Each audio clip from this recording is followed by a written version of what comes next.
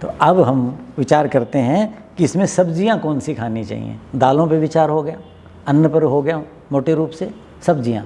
इस ऋतु मैंने क्या कहा कि अन्न पान कैसा होना चाहिए, लघु होना चाहिए और द्रव, जिसमें जलीय अंश ज़्यादा हो, क्योंकि पूरे वातावरण में द्रव नहीं है, तरलता नहीं है। लघु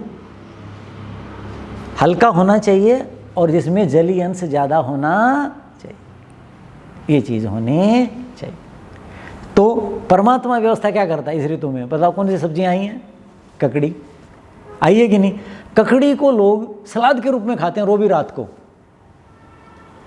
दोपहर खाएंगे तो लस्सी और दही, लस्सी और दही के साथ ककड़ी नहीं खानी, क्यों? लस्सी और दही में जलीय अंश ज़्यादा है। ककड़ी जो है वो अफारा करती है। आपने देखा होगा ककड़ी बस अड्डों पे, बसों में कैसे बेचते हैं, काट करके नींबू और नमक और मिर्च लगाते हैं। क्यों लगाते हैं नमक मिर्च और नींबू? क्योंकि ककड़ी गरिष्ठ है, अफारा करती है, तो इसलिए वो लगाया जाए। लगाने वाले को भी नहीं था, लोग तो स्वाद समझ रहे हैं, इसके पीछे का सिद्धांत समझो। तो ककड़ी जब खाएंगे तो लस्सी दही नहीं होना चाहिए।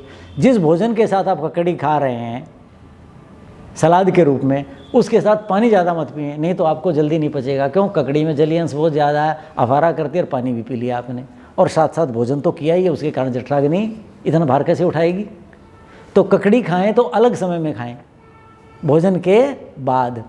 उस समय नींबू आदि नमक डाल दें उस पर, समझ, तो क्या हो जाएगा उससे, हल्का सा सुपाच्य बन जाएगी। और जिनकी पाचन शक्ति बढ़िया है वो नमक मत डालो, क्योंकि नमक तो पित्त पैदा करेगा। नमक तो हम इसलिए डाल रहे हैं ना, पाचन हो जाए। मैं जो कहता हूँ लोगों को, ककड़ी कैसे खाओ, ककड़ी की सब्जी बना के खानी चाहिए। तो ककड़ी की के जब अग्नि का संयोग हो जाएगा, सब्जी बना के खाएंगे तो उसका जो अफारा करना है, दुष्पाच्यता, वो कम हो जाएगी।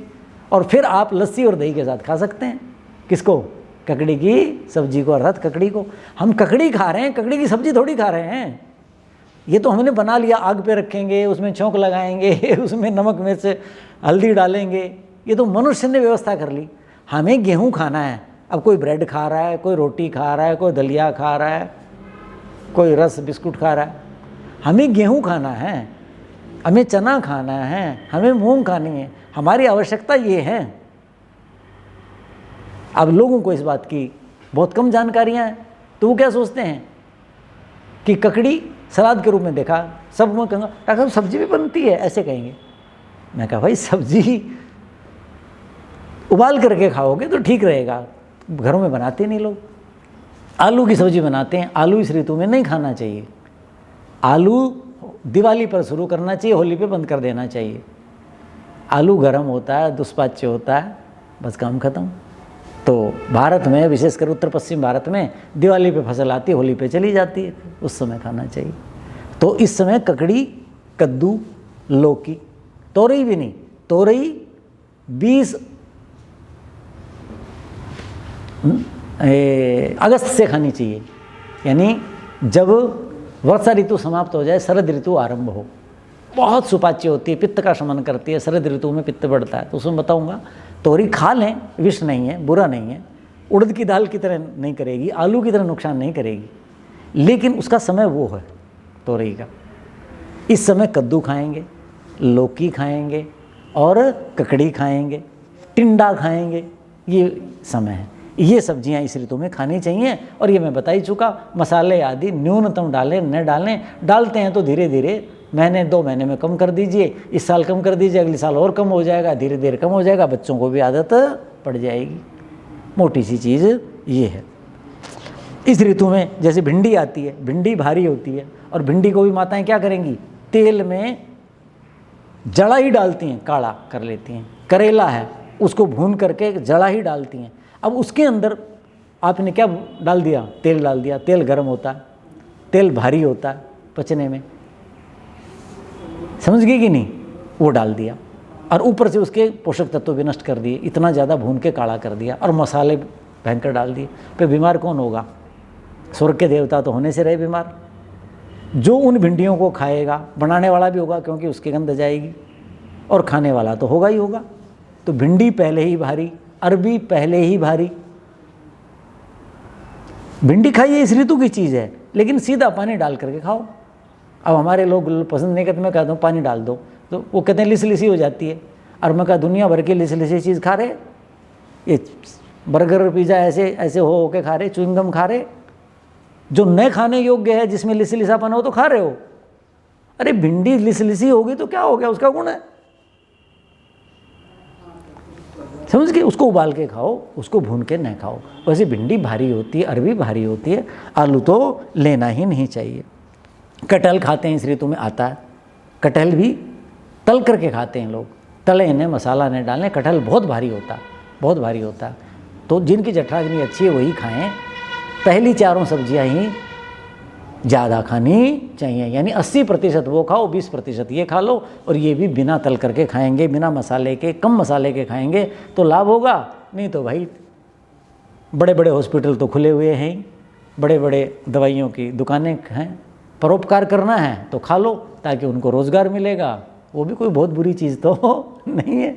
अब मेरे पास तो पैसा है नहीं, इसलिए मैं ब्राह्मण आदमी, मैं तो कहता हूँ भाई मैं तो अपनी उबाल के खा लूँगा, तो ऐसा खा लेता हूँ। कढ़ी खाते हैं लोग, कढ़ी इस ऋतु में नहीं खाना। क्यों नहीं खाना? कढ़ी दही की बनती है, लस्सी की। किस लस्सी? लस्सी और दही कौन सा? जो खूब खट्टा हो जाता है। इसका मतलब उसमें अम्ल कितना हो गया, पित्त पैदा करेगा कि नहीं, अग्नि बढ़ाएगा शरीर की, हानिकारक। दूसरा, उसको अग्नि का संयोग दे दिया। मैंने कहा था दही गर्म करके गर्म चीज़ के साथ नहीं खाना, तो वो और उसके अंदर फिर कढ़ी में मेथी का छौंक लगाते हैं, मेथी गर्म होती है, वो हो गया। उसके बाद कढ़ी में तरह तरह के मसाले, और कुछ लोग तो कढ़ी किसकी खाते हैं, पकौड़ी डाल के खाते हैं, वो तल ली वो। और तो इसके साथ क्या बना, जठराग्नि के साथ आदान दुर्बले देहे, आदान काल के कारण शरीर ही दुर्बल हो रखा है, उसकी जठराग्नि दुर्बल हो जाती है। बताया था पहले व्याख्यानों में। आप कढ़ी के खा करके ये कर रहे हैं, फिर अपचन होगा, खट्टी डकारें आएंगी, जलन होगी, फिर कहेंगे जी मेरे तो ना खट्टी डकारें आ रही हैं, यहाँ जलता रहता है, फलाना है। मैंने कहा जी क्या क्या खाया? ठीक ही खाता हूँ जी। माताएं आ जाएंगी, बताना आचार्य जी वो थोड़ा, मैंने कहा जी बताओ, मगर जो ठीक खाया वही बता दो। प्रथमे ग्रासे मक्षिका पपात, पहले ग्रास में मक्खी गिर जाती है। मतलब क्या हुआ, पहली बात बोलेंगे मैंने कहा यही नहीं करनी चाहिए थी आपको, ये क्या कर रहे, और उसको अच्छा मान रहे, पता नहीं। तो कढ़ी इस ऋतु में नहीं खानी चाहिए। अच्छा, कुछ लोग दही नहीं इमली डालते हैं, इमली बहुत हानिकारक है। खटाई अनार की ही ठीक है बस, और किसी की खटाई इमली की तो बहुत हानिकारक होती है। तो ये चीज़, इनसे आप बचें। अब जो है इस ऋतु में लहसुन और प्याज सात्विक लोग नहीं खाते। भारत में ब्राह्मण लोग, सात्विक लोग, अध्यात्म के लोगों के लिए निषेध है, क्योंकि इनसे तामसिक प्रवृत्ति बनती है, राजसी प्रवृत्ति तो होती है, तामसिक है, और उसके परिणाम जीवन में अच्छे नहीं होते। लेकिन समाज खाता है। प्याज इस ऋतु में खानी चाहिए, नई फसल आई है, लहसुन की भी आई है अभी, लेकिन लहसुन नहीं खाना चाहिए।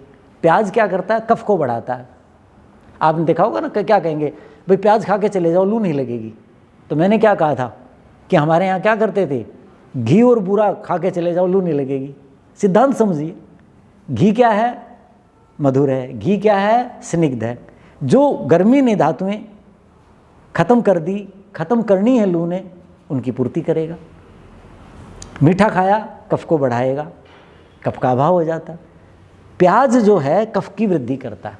प्याज क्या करता है, कफ की वृद्धि करता है, जठराग्नि को बढ़ाता है।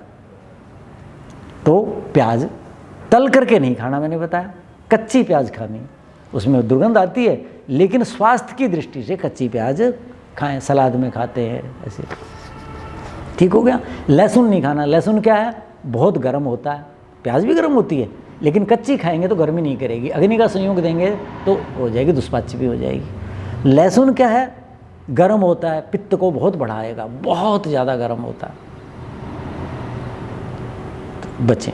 जो बूढ़ी आयु के लोग हैं, अंदर ही रहते हैं, वो कभी छोटा मोटा लेना तो ले लें, जठराग्नि ठीक है बनी रहे, वायु के रोग नहीं होंगे। रसायन है आयुर्वेद की दृष्टि से, लेकिन आध्यात्मिक धार्मिक दृष्टि से इसको अच्छा नहीं माना जाता। लहसुन प्याज का जो प्रसंग आएगा तो इनके चीज़ें अलग बताऊंगा। मधु, शहद नहीं खाना इस ऋतु में। अब मधुर रस कहा आयुर्वेद में, लेकिन मधु मीठा होता है, लेकिन मधु कषाय अनुरसम लिखा है वहाँ मधु के लिए कि इसमें कषाय रस होता है। आप खांड खाएं, चीनी खाएं, बूरा खाएं, खा लिया अंदर चला गया, उसके बाद भी मुँह मीठा रहता है ना, और मुँह में चिकनाई बनी रहती है, रस बना रहता है, सरसता। शहद खा के कभी देखो, मुँह कैसा हो जाता है, रुक्ष हो जाता है। क्यों? कषाय रस है उसके अंदर। और कषाय रस क्या करता है, बताया था अभी, वसंत ऋतु में कषाय रस, शिशिर ऋतु में तिक्त रस, ग्रीष्म ऋतु में कटुक रस। ये तीनों रस कफ का शोषण करते हैं। कफ का मतलब शरीर की स्निग्धता, स्निग्ध की शरीर की चिकनाई, शरीर की तरलता, इसका नाम कफ है। तो मधु जो है किनको कहते हैं लोग? नींबू के साथ ले लो, गर्म पानी के साथ, जिनके शरीर मोटे हैं, स्थूल हैं। क्यों? उनके अंदर चर्बी बहुत ज़्यादा है, कफ बहुत संचित हो रखा है, उसको छांटता है। मधु क्या लेखन है, जैसे बढ़ई रन्ना मारता है ना, ऐसे ऐसे तो शरीर की धातुओं को शहद ऐसे छांट देता है। तो हाँ, गर्मी में तो धातुएं पहले ही नहीं रहती। सामान्य मनुष्य की बात कर रहा हूँ, जिनके कफ बहुत ज़्यादा है वो ले सकते हैं। तो इस ऋतु में शहद नहीं लेना चाहिए।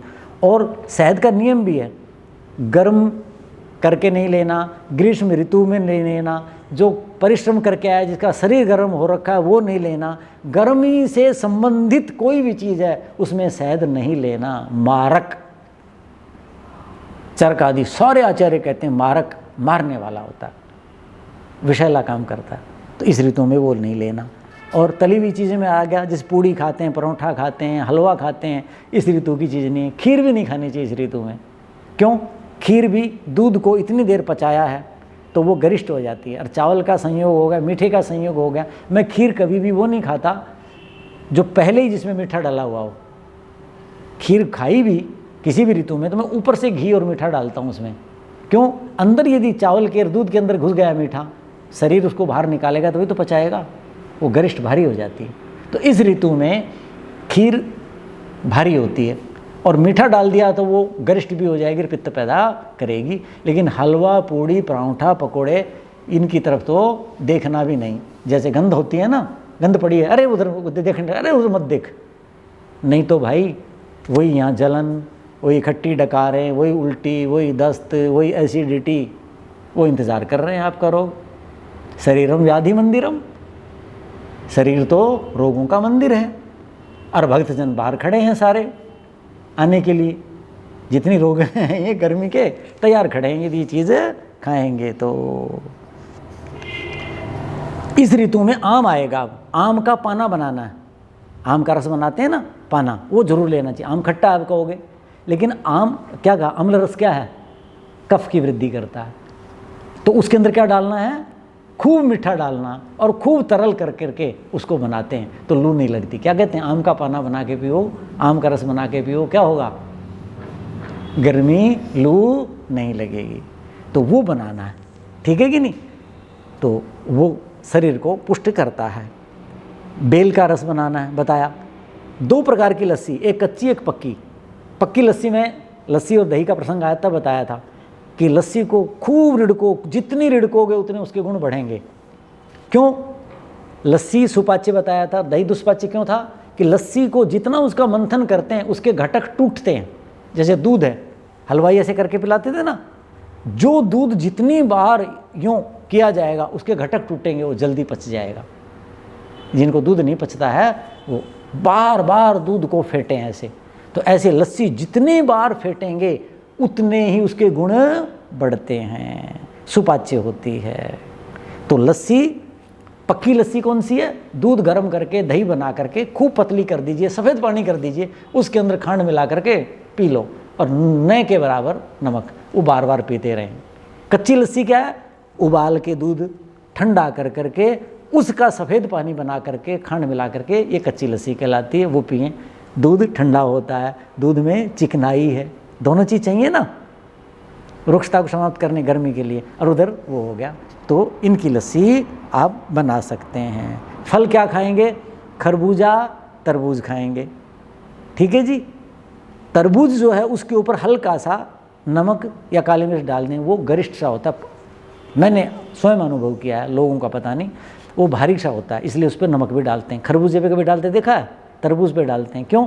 तरबूज अफारा करता है, हल्का सा पचने में भारी होता है, तो वो खाएं। खरबूज और तरबूज जलीय अंश हैं उनके अंदर, इस ऋतु में खाएंगे। आड़ू खाएंगे, फालसा खाएंगे, लीची खाएंगे, आलू बुखारा इस ऋतु की चीज़ है। गर्मी के अंत में आम आ जाएगा, आम खाएंगे। आम बहुत गर्म होता है, बहुत पोषक होता है, धातुओं को पुष्ट करता है। तो आम गर्म बहुत है, गर्मी को शांत करेंगे। तो आम खाने के बाद कच्ची लस्सी पीनी है, पक्की नहीं। कौन सी पीनी है? कच्ची। कच्ची लस्सी किसको बताया मैंने? दूध उबाल करके, ठंडा करके, पानी मिला करके जो हम पीते हैं।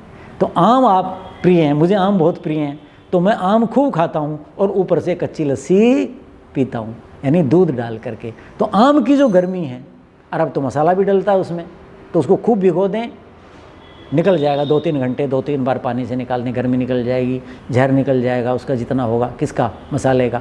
लेकिन आम के अंदर जो अपना वो है गर्मी है, उसको शांत करने के लिए आप कच्ची लस्सी पिएंगे, अर्थात 1/4 हिस्सा दूध और 3 हिस्सा पानी, या 60-40 कर लीजिए और खांड डाल करके वो पिए। आपको आम गर्मी नहीं करेगा। और आम फलों का राजा है, आम से उत्तम कोई फल नहीं है। और राजा को सलाम, नमस्ते, प्रणाम करना चाहिए। तो मैं कमज़ोर आदमी, इसलिए मैं राजा को बहुत नमस्ते करता हूँ, आम बहुत खाता हूँ मैं। क्यों? राजा खुश तो हमें कोई कष्ट क्यों देगा? अर्थात शरीर को खूब पुष्टि देता है, उसकी पुष्टि तब मिलेगी। रात्रि को आम खाएं कौन लोग? जिनको कब्ज़ रहती है। आम दस्तावर है, ठीक है, लेकिन आम गर्मी नहीं करे तो रात को दूध तो पीना ही पीना है, वो पी लें और रात्रि को भोजन लें, वो आप खाएंगे। आम का सबसे बड़ा ये है कि पेड़ पर ही लगे हुए आम पर 1-2 वर्षा गिर जाती है जी, तो उस समय जो आम है उसकी गर्मी काफ़ी शांत हो चुकी होती है। ऐसा आप कर लेंगे। जल जो है आपको पता ही है, घड़े का जल ज़्यादा उत्तम होता है, वो शरीर के तापमान के अनुसार होता है। फ्रिज का न पिएं, और उसमें विशेषकर प्लास्टिक की बोतलों में लोग रखते हैं, उससे और विषैला हो जाता है, ये नहीं पीना चाहिए। और सबसे उत्तम तो क्या है, मैंने अपने पूर्वजों को देखा कि हमारे पूर्वज तो, जैसे मैं तो रेगिस्तानी इलाके से जुड़ा हुआ, कि रात को घड़ा भर के रख देते थे। वो रात को चंद्रमा, तारे, इनकी चांदनी में रहेगा और रात भर गर्म हवाएं चलेंगी और उसमें वाष्पीकरण होगा, किसमें? घड़े में। तो वो पानी दिन भर पिया जाता था। तो चंद्रमा की, तारों की चंद्रिका में उसको रखें और उस घड़े का पानी दिन भर पिएं, तो वो ज़्यादा सुपाच्य, पोषक और शरीर की गर्मी को दूर करने वाला होगा।